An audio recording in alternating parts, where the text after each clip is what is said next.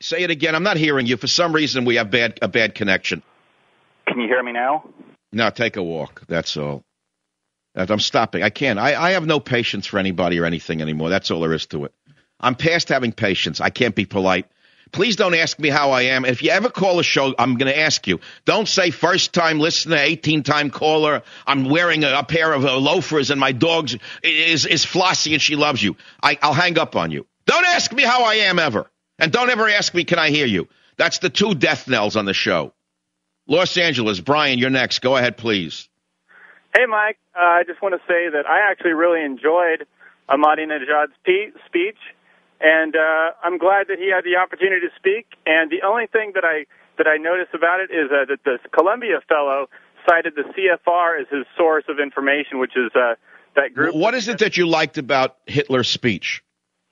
Well, I like that he talked about God, and I like that he talked about science and ethics, and I actually agreed with him on the point of how many of the women in Iran don't have the same burdens that a man would have. I think it's unfortunate. So you like a despotic Islamic regime. Why are you living in America then? No, I like other people's viewpoints. Like I'm not a psychopath like you that only has to have one. So I'm the psychopath, not you. But you love the Iranian system, but you're not there. So what does that make you, if not a psychopathic hypocrite? You tell me that you like Iran, but you're living here where you have total freedom to tell me what you think. You're A, a liar, and you're B, a psycho.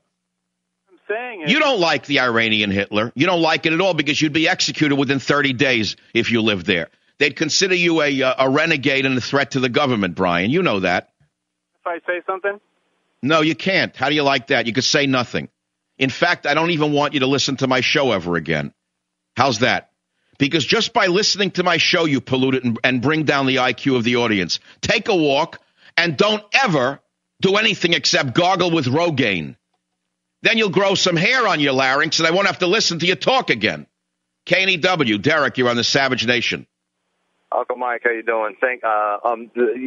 You're off the air. That's it. I don't care if you love me or not. You ask me how I'm doing, you're off the air. The rules are going back to what I originally did on the radio. No more how you doing, ever. Don't ask me how I'm doing. I'm not Rush Limbaugh. And don't tell me it's a great honor to call me. I'm not Rush Limbaugh.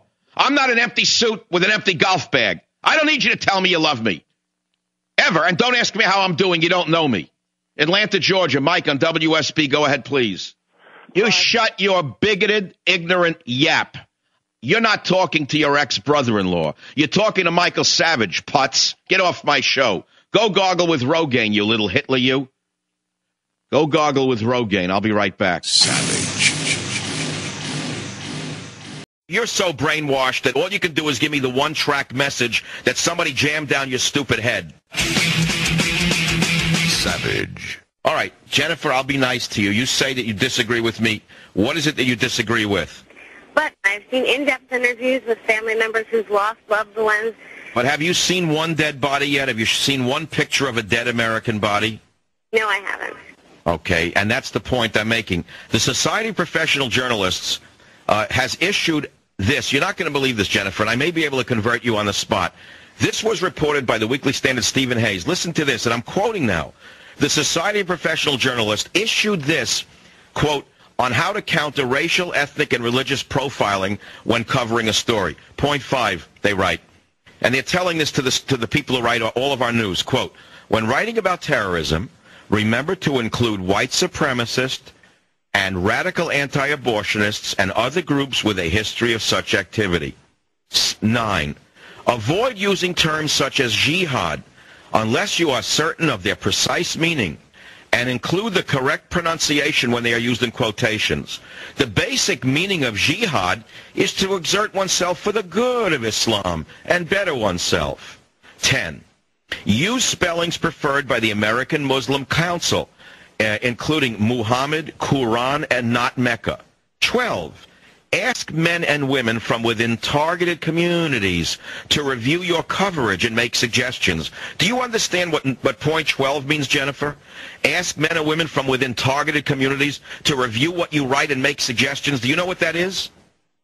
It means that they're trying to make sure that the reporter is educated about the communities they're reporting on. Okay, so why is it that when they write about the tobacco industry, they don't go and ask the tobacco manufacturer about tobacco? Why is it that when they're writing about Christian fundamentalists, they never go and ask a priest about Christian fundamentalism before publishing it? Why is it when they're publishing a report about one priest who molested a boy, they don't go and ask a bishop about Catholicism? When you're talking about cultural nuances for a culture that you're not familiar with, that's different. Excuse me. Look, Jennifer, you're so brainwashed that all you can do is give me the one-track message that somebody jammed down your stupid head. Why don't you grow up and recognize that you become a collaborator? I thought you were going to be nice to me. I was going to be nice to you. I changed my mind. You got me mad. Savage. I thought you were going to be nice to me.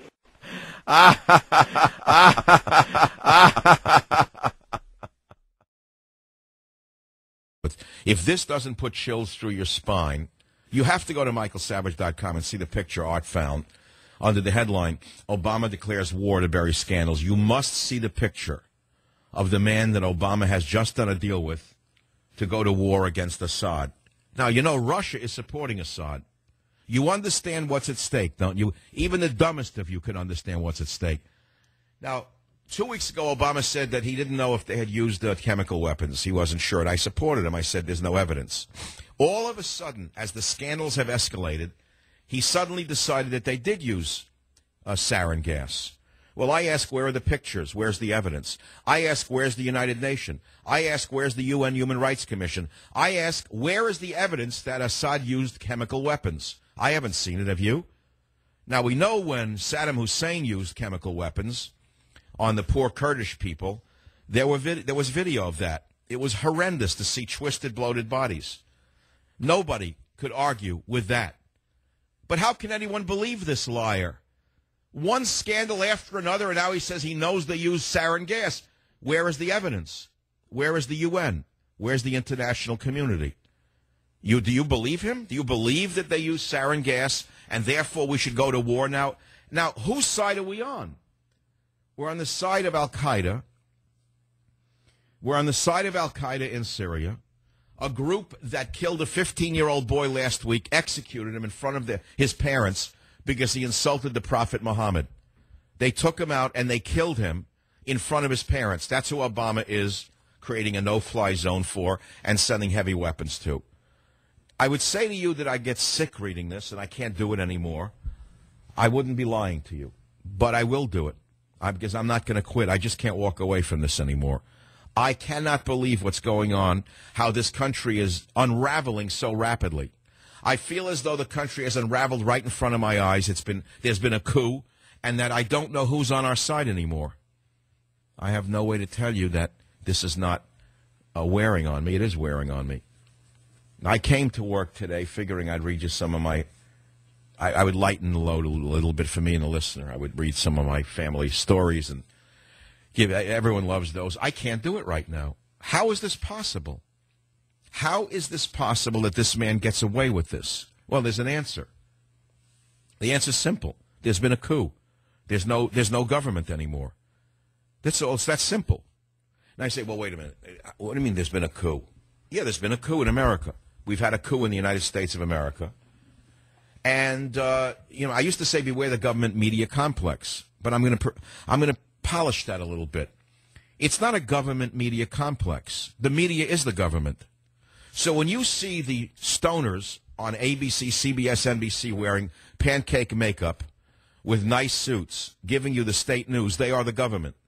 When you see the empty skirts on CNN like Candy Crowley, that slob, that buffo frog who threw the election by attacking Romney and used stilted questions so that Obama could finally shine again after he lost the first debate. She is the government. She works for the government.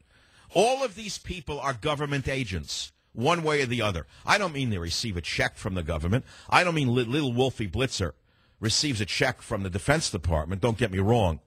But he receives a check from CNN's holding company, Time Warner, which in my opinion is part of the government in the sense that it represents only government-controlled positions.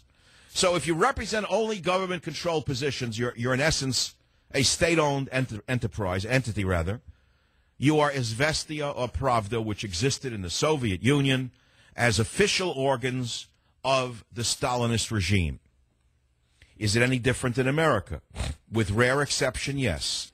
And those exceptions are diminishing ever so rapidly.